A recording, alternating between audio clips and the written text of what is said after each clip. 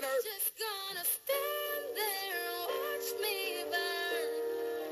That's alright because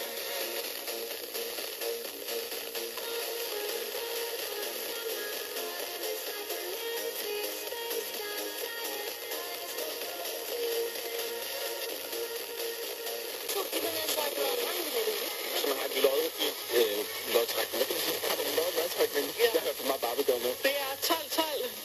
Du skal skrive super til det nummer, så donerer du 150 kroner. Nu skal vi lige høre lidt af den her.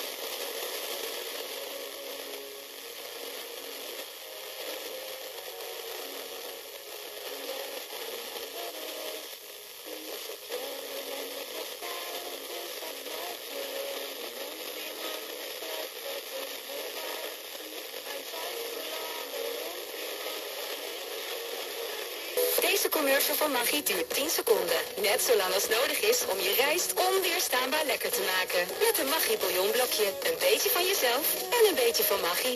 Welk beroep je ook hebt, als ZZP'er heb je veel vrijheid in je werk. Maar als er iets mis...